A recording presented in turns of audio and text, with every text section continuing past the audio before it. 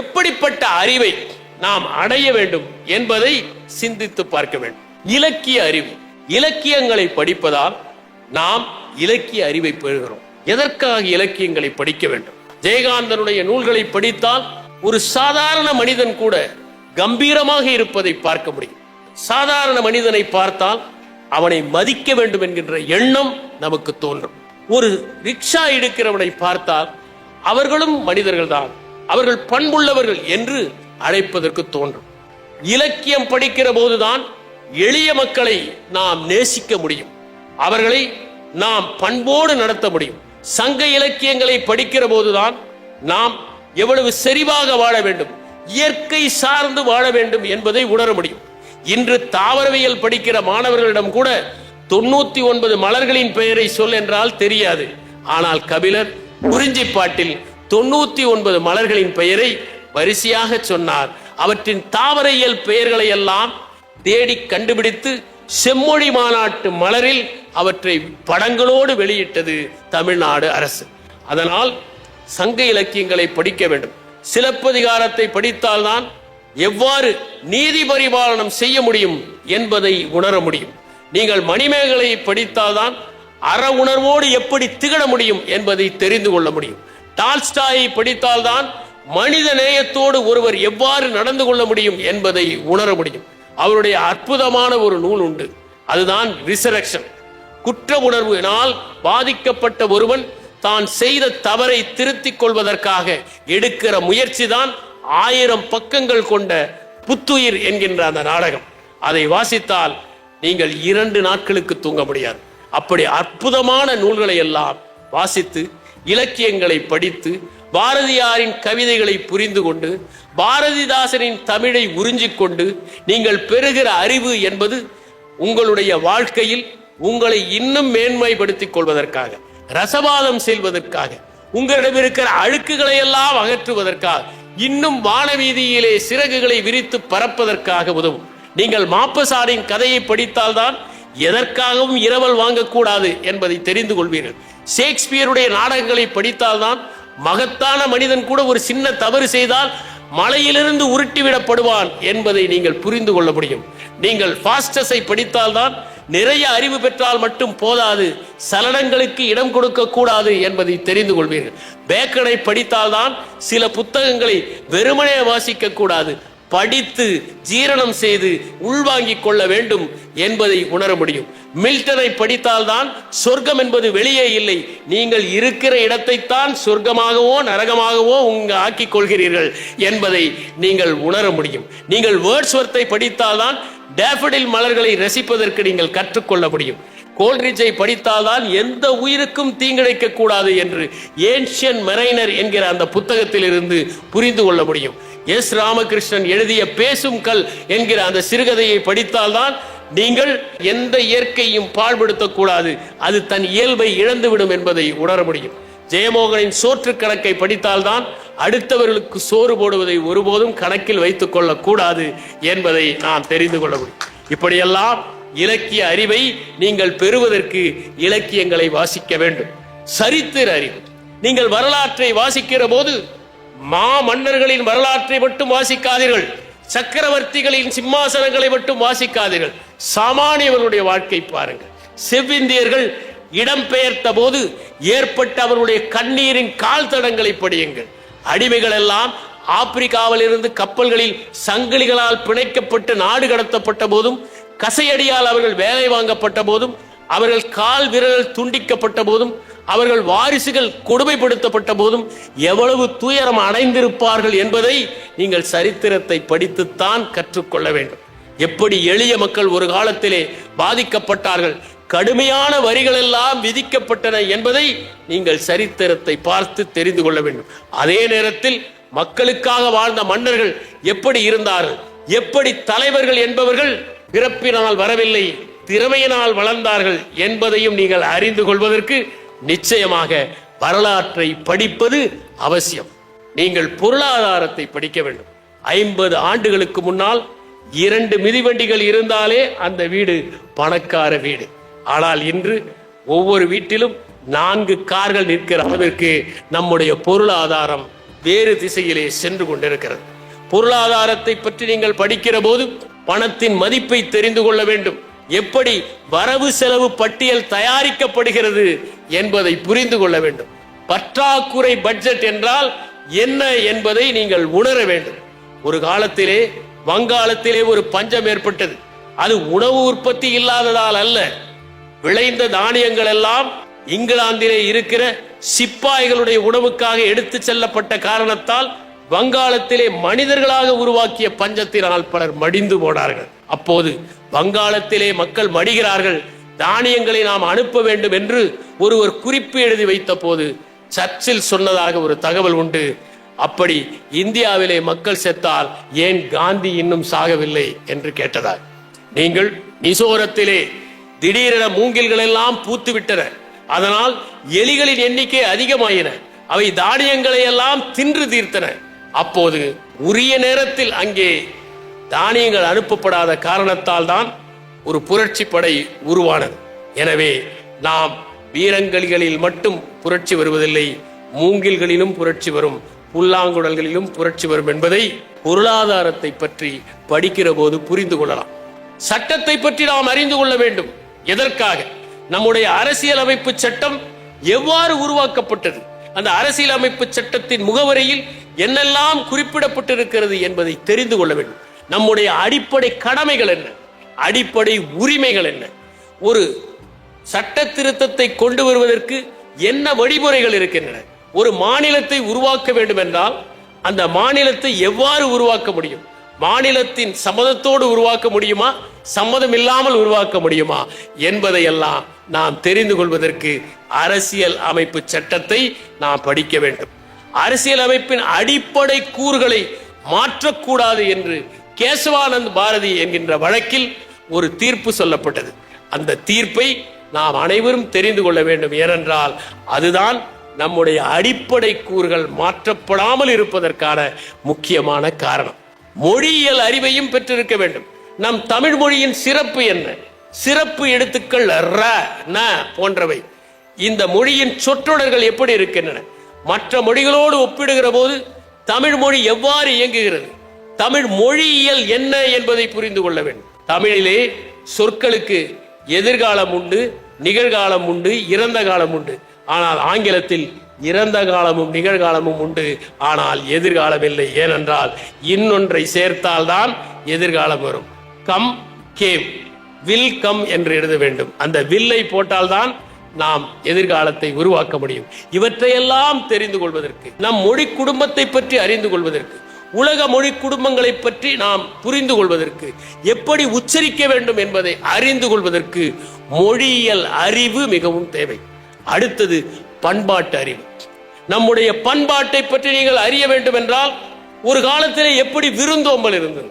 விருந்து என்றால் உறவினர்கள் அல்ல, சித்தப்பா மகனும் அத்தை மகளும் அல்ல, அறியாதவர்கள் தான் தமிழ்நாட்டில் விருந்தினர்களாக கருதப்பட்டார்கள். உங்கள் இல்லத்துக்கு வருகிறவர்கள் எல்லாம் விருந்தினர்கள் தான். அவர்களுக்கு நீங்கள் யாழை அடகு வைத்து, வாளை அடகு வைத்து உணவு உண்பதற்கு வசதிகள் செய்ய வேண்டும் என்பதை பண்பாட்டில் இருந்து தெரிந்து கொள்கிறோம். வீரம் எப்படிப்பட்டது இருந்தது என்பதை நாம் புரிந்து கொள்ள வேண்டும்.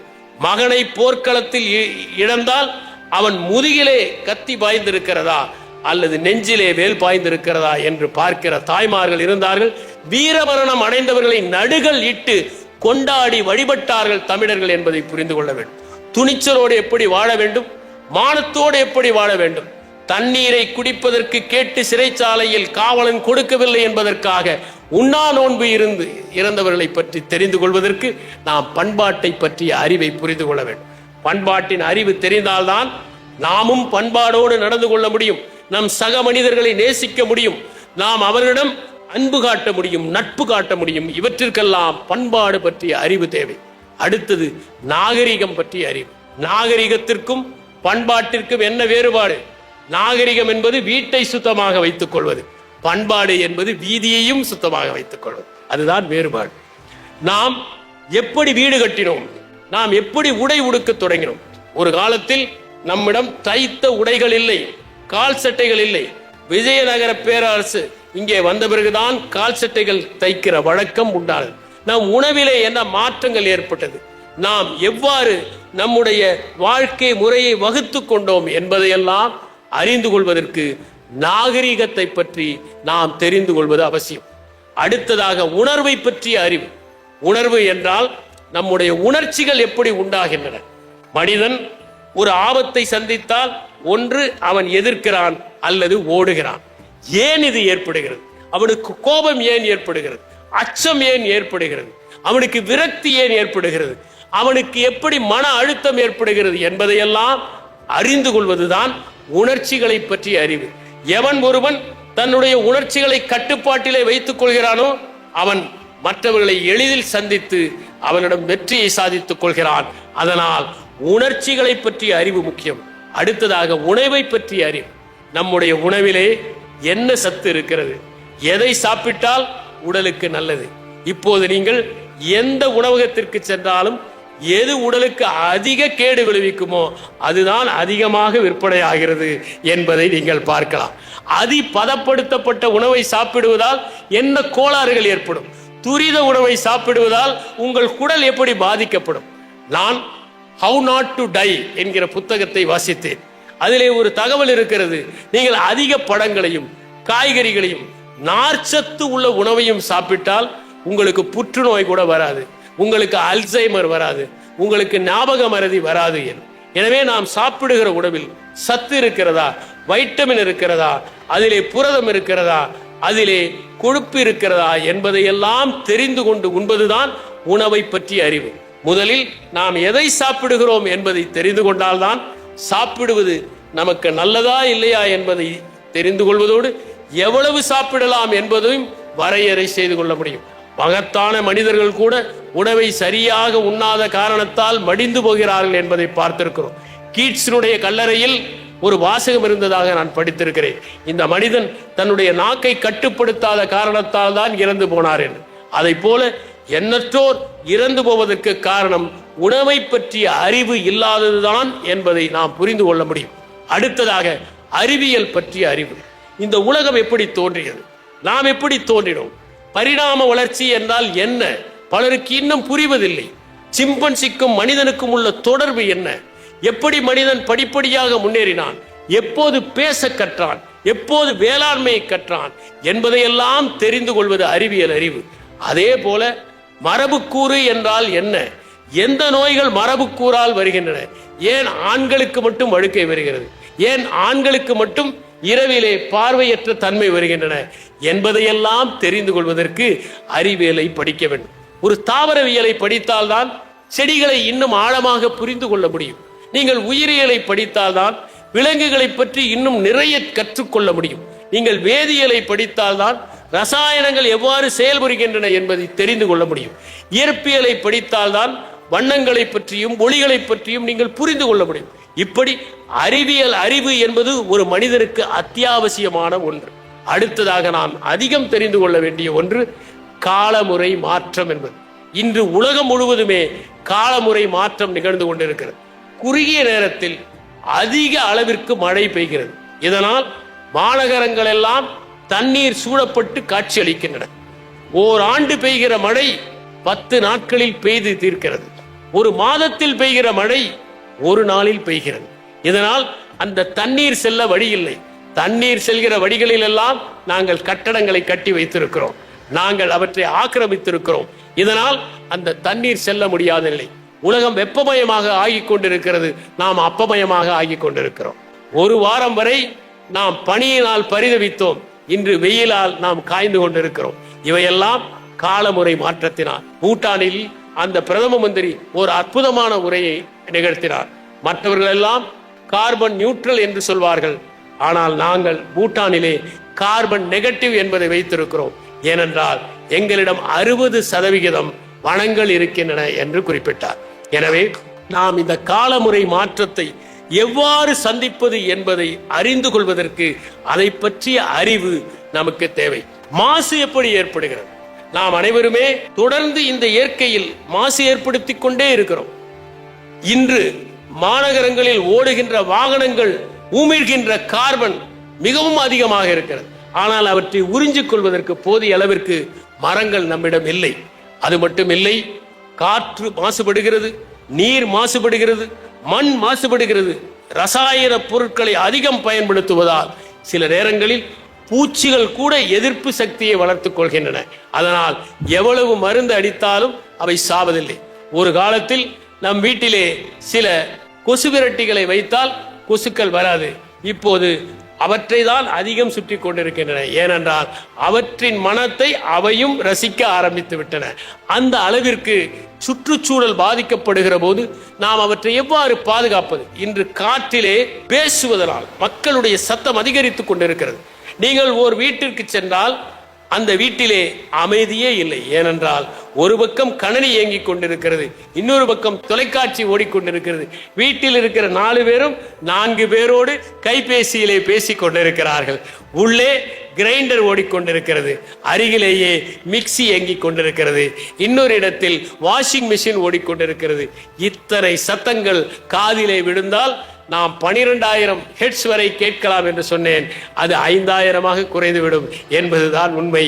அதனால் அதை பற்றியும் நாம் அறிந்து கொள்வது அவசியம். அதை போலவே சுற்றுச்சூழலை பற்றியும் வனங்களை பற்றியும் நாம் தெரிந்து கொள்ள வேண்டும். நாம் எவ்வளவுதான் நினைத்தாலும் இயற்கை உற்பத்தி செய்கிற ஒரு மரத்தை போல செயற்கையாக செய்ய முடியாது. ஏனென்றால் இயற்கையாக உற்பத்தி செய்கிற ஒரு மரம் வீரியம் மிக்கதாக இருக்கும். இன்னொன்றையும் நான் சொல்ல விரும்புகிறேன். மனிதன் நட்ட மரங்களை விட மண்ணே நட்ட மரங்கள் தான் அதிகம். கரங்கள் நட்ட மரங்களை விட காற்றே நட்ட மரங்கள் தான் அதிகம். அப்படி மரங்கள் எல்லாம் நடப்பட வேண்டும் என்றால், மரங்களை காப்பாற்ற வேண்டும் என்றால் சுற்றுச்சூழல் பற்றிய அறிவு நமக்கு தேவை. மண் சார்ந்த மரங்களை நாம் நடுவதற்கு முயற்சி செய்ய வேண்டும். அப்படி மண் சார்ந்த மரங்களை நட்டால் அவர் கார்பனை உறிஞ்சிக் கொள்ளும். இப்போது கார்பன் டை ஆக்சைடு என்று சொல்லப்படுகின்ற அந்த வாயு காற்று மண்டலத்தில் 0.03% தான் இருக்க வேண்டும். அது அதிகரித்துக் கொண்டிருக்கிறது என்று சொல்கிறார்கள். அது அதிகரித்தால் பனிமலைகள் எல்லாம் உருகும். அதற்கு பிறகு பசுமை வாயுக்கள் அதிகமாகும், கடல் மட்டம் உயரும், கடல் அரிப்பு ஏற்படும். இதனால் பலவிதமான நோய்கள் ஏற்படும். தோலிலே புற்றுநோய் போன்றவை தோன்றும், வெப்பம் அதிகரிக்கும். இவற்றையெல்லாம் மனத்தில் வைத்து மரங்களை பாதுகாப்ப, தாவரங்களை பாதுகாக்க, வன உயிரினங்களை பாதுகாப்பதற்கு நாம் முயற்சி செய்ய வேண்டும். ஏனென்றால் இந்த காடுகளை எல்லாம் பட்டாக்கத்தியுடன் பங்களாவை பாதுகாக்கிற கூர்காவை போல வனவிலங்குகள் தான் பாதுகாத்து வந்தன என்பதை நாம் உணர வேண்டும்.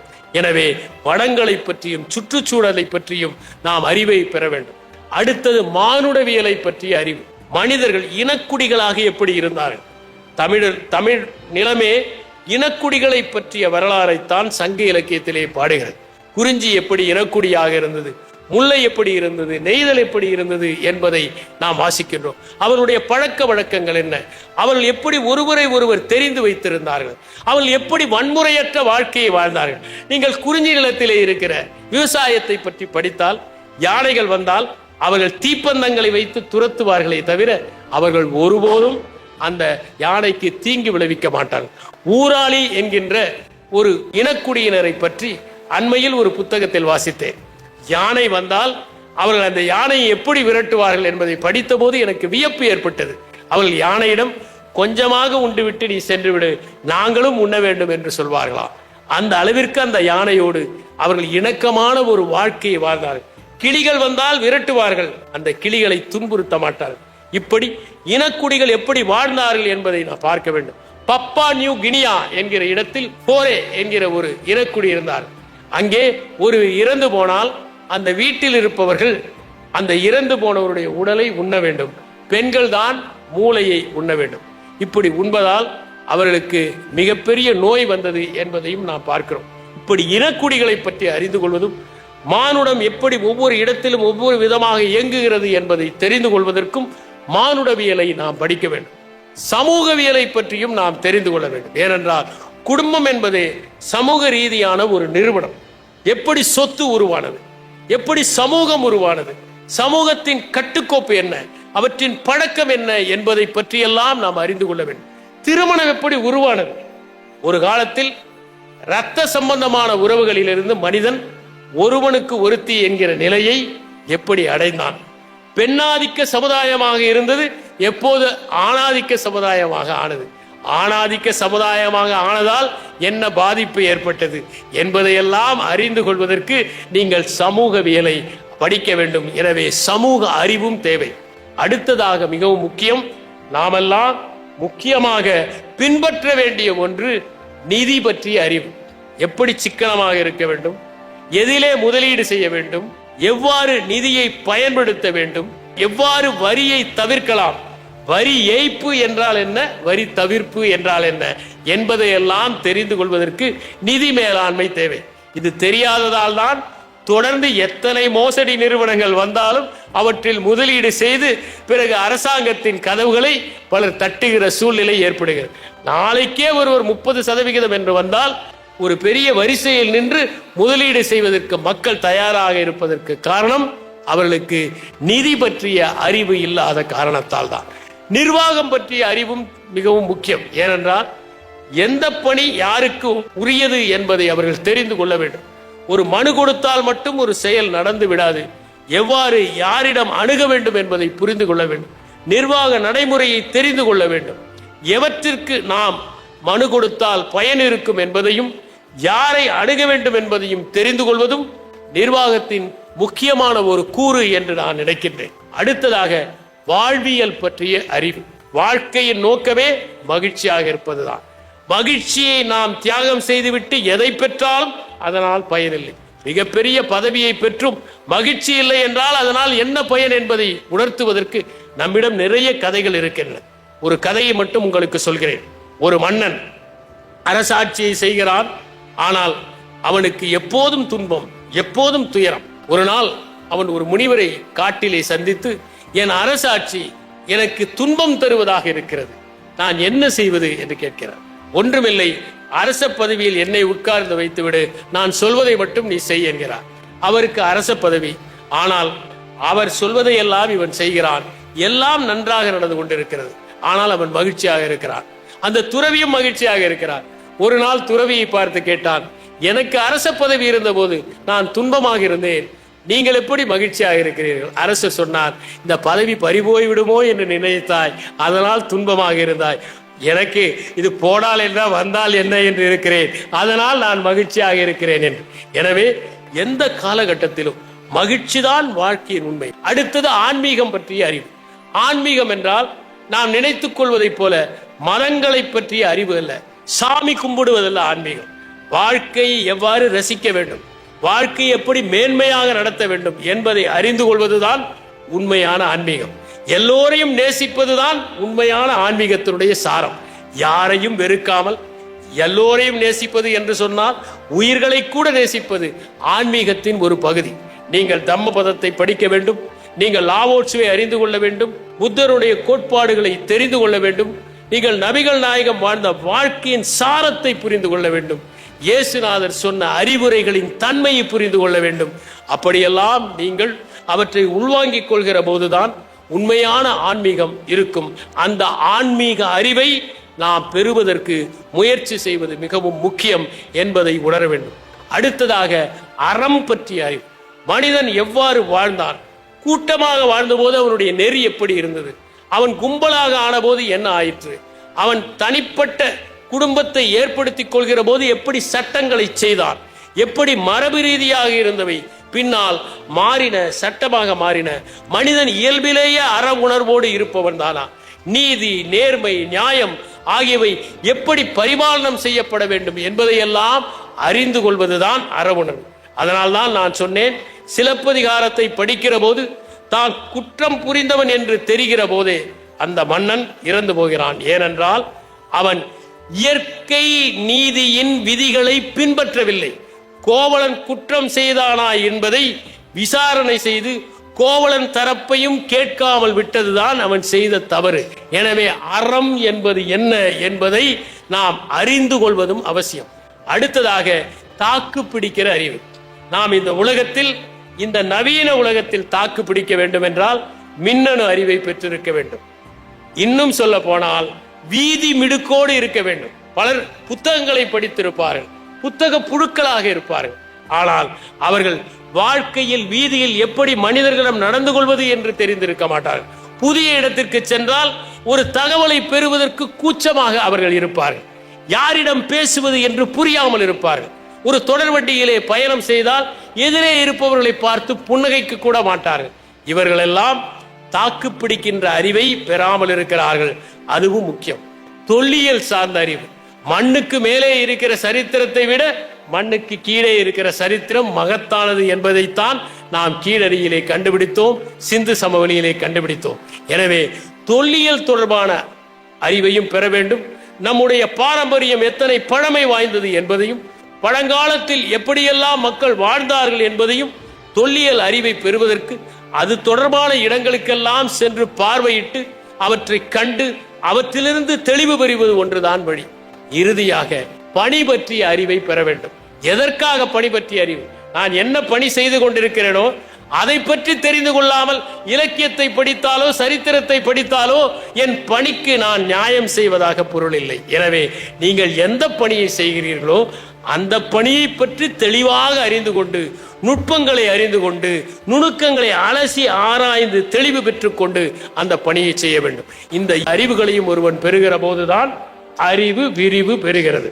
அதனால் அறிவை பெறுவது என்பது எளிய மக்களுக்கு நன்மை செய்வதற்காக, அனைத்து மக்களுக்கும் அன்பு செலுத்துவதற்காக, ஒருவர் வாடினால் நம்மால் முடிந்த உதவியை செய்வதற்காக, யாராவது துன்பப்பட்டால் அவர்கள் துயரத்தை துடைப்பதற்காக, அவர்கள் கண்ணீரை அகற்றுவதற்காக, அவர்கள் காயங்களில் களிம்பு தடுவதற்காக, மானுடம் முழுவதும் செழிக்க வேண்டும் என்ற எண்ணத்தை பெறுவதற்காக.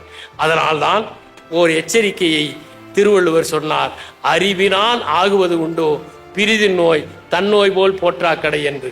அடுத்த உயிர்களின் துன்பத்தை தன்னுடைய துன்பமாக நினைக்கிற மனிதன்தான் அறிவு பெற்றவனாக ஆவான்.